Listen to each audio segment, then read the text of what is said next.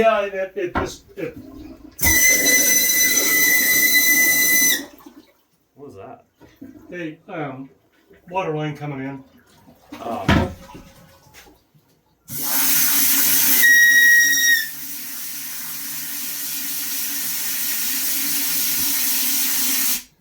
We'll shut it off for now. Were you turning that off and then back on the water line on the side? Yeah, because if I leave it on, our air's just going to all escape there. Okay. That's when it gets to making a lot of noise. Now, I didn't bring any antifreeze to put in all the drains. Okay. It's a little easier. I was gonna say, I figured the water up process is easier than the down.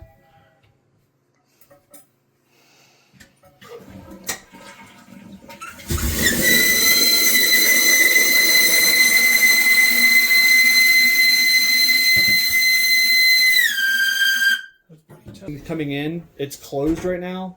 It is now, because when it's squealing, that's when I mean, it's like on. before you even came in here, was it closed already? No, it's all open on, because everything was up and running. Okay, so The RVs, some of the houses used to use some of the metal band ones. So we're going to blow the line that feeds this and through this machine. No, Chippy.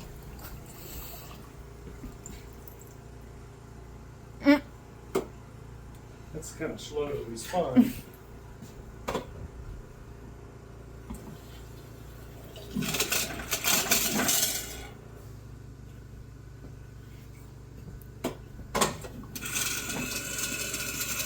There's a guy in Lake City, Bruce. He does over 100 cabins. man, their own stuff. Yes. Like, so we have a extremely detailed checklist that we literally Yep. print out each year, like before when we weren't up here full time. Yep. And we would just go checklist, and like it was so nice because you think you remember one thing one year and then you don't remember the next. So I'm blowing the pipe, the hoses that feed, and then the solenoid. A lot of people don't do the washing. But if you get water where it comes in on the solenoid, you can, I've heard of a few up here, it'll freeze and break the line for the solenoid. So you turn the washer on. Yes, it's telling it I want it to fill. Then I do cold and hot.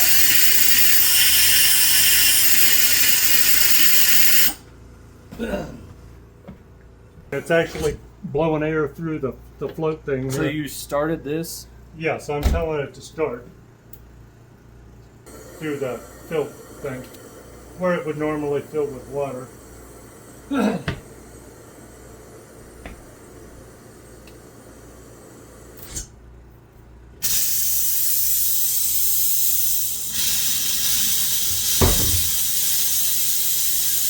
And how do you know when this is good enough? Like it We're was gonna- sounding. We're going to hit them multiple like times? 3 times. Okay. So you It's don't. kind of a pain.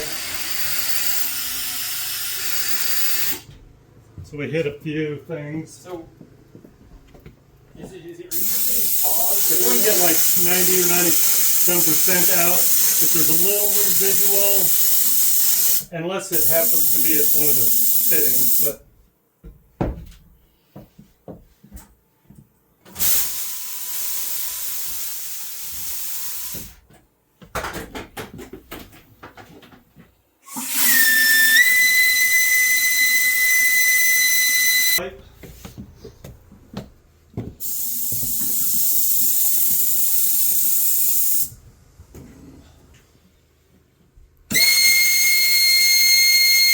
it is tough. But Oof. these are a big problem here too. You got to take all this hose off because they got check valves in either here or there, and they can hold water. I know. No, it was around the shower enclosure, around that glass thing. A lot of times that when you start doing it, it'll blow some back in here, either Okay. the cold or the hot pipe. So I'm gonna blow in it again. I'll go around a few times and kind of just keep hitting everything to make sure there's no residual. When you say everything, you mean from like washer, dishwasher, the well pump, the hydrant back there, and out of the pressure tank? Okay. Yep, hit it 3 or 4 times. because water can settle, and then like 5 seconds, and then this one says drain, Okay. and it should go into it. It'll start pumping and kicking all the There it water out. is. But then during this cycle, we put about a half a gallon of the RV antifreeze in there. Okay. Just in the bottom of it? Yeah, just dump it Okay. in. So when it goes drain, then this pipe here, this clear white pipe, that's the drain pipe. I can hear it pumping. It goes over in. There's a dump back over here, and it's got its own P-trap. So there's got to be enough in there to fill the pipe, fill the pump, and fill the P-trap Okay. with RV antifreeze. So half a gallon for the dishwasher. And I can hear it pumping. So then you will physically see that pipe turn pink, Okay. and it dumps a bunch into the P-trap. This system here has 2 P-traps. It's got one for the sink. It's got a P-trap down below for the dishwasher. So the dishwasher has to have like a half a gallon, and it's like pumping, and you'll see it go in the pipe. It'll fill the P-trap, and then you got put a half a gallon or so down here. Okay. Let it flush out that whole P-trap on the sink. When do you know to stop this? So you said the hose will turn pink. Is that Yep. when you stop this? Like Yep. once it's had a little bit to get in the P-trap? Because you're only pumping a half a gallon. Okay. I mean, normally this thing's got, quite a bit of water in it when it's running a cycle. Did you see what button to hold for however long? Yes. Well, it runs for just a little bit. So if that's got into here, that P-trap, then dump half a gallon down this thing. And then this one would have to do the same thing.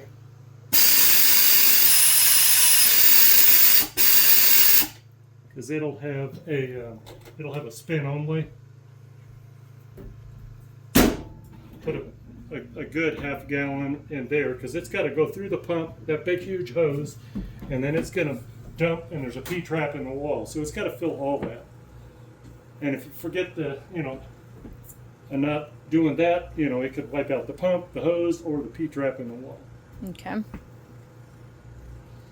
You can hear it running on the spin cycle So- because it pumps out first, and then it goes into a spin. Okay. We're not worried about the spinnings. We want to make sure it pumps. Okay. So we bled the air a little bit in the clothes washer. We filled with antifreeze with half gallon, Mm-hmm. and then we turned it to what? Spin only. Spin only. This one, after it pumps everything out, then it'll go into spin. We're not worried about spin, but we want it to get all that antifreeze in. If you forget the pump, it's going to wipe out the pump, or that P-trap. There's a P-trap in the wall. So pipe far we need 1.5 gallons of It'll antifreeze. take 3 to 4. Okay. And we have to do all the ones upstairs. Yeah, I was just trying to run a total.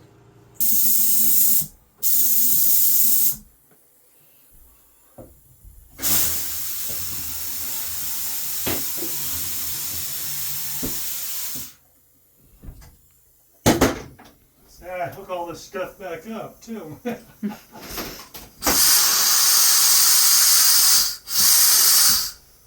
A lot of these, if you take and shake them and make sure they. So normally you would take off that thing.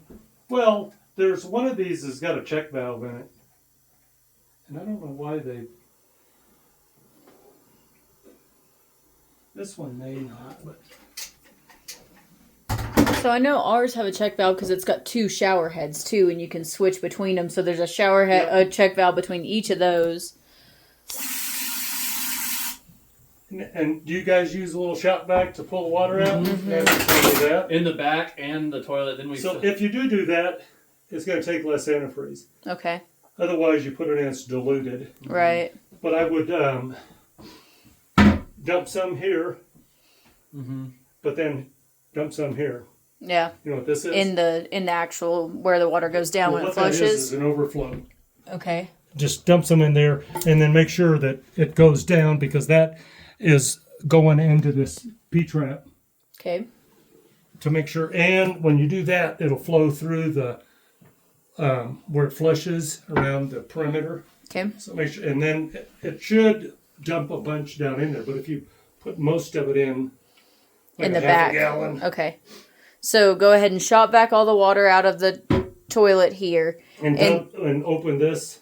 and get so as most much of it the goes water. down in Okay. there, 'cause it'll go into the trap. So shop back the back too? Yeah, Or, I would. okay, Yeah, shop because back that. Then it's, you know, I mean, I sometimes I'll just dump like a gallon in Okay. without shop vac in it. But if you want to shop vac Antifreeze it- is cheaper than pipes are. So well, now that stuff, it's about double from drains, and the shower drains got a, you know, like a quarter quarter gallon. Yeah. At Okay. least. I mean.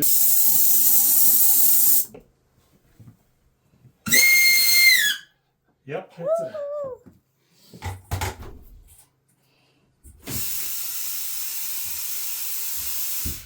Drain, toilet, suck it out, antifreeze. Okay.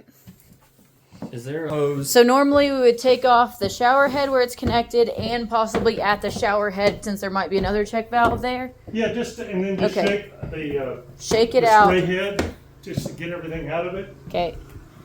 And then we probably half gallon in the shower, quarter in the sink. This and one's kind of a tricky here.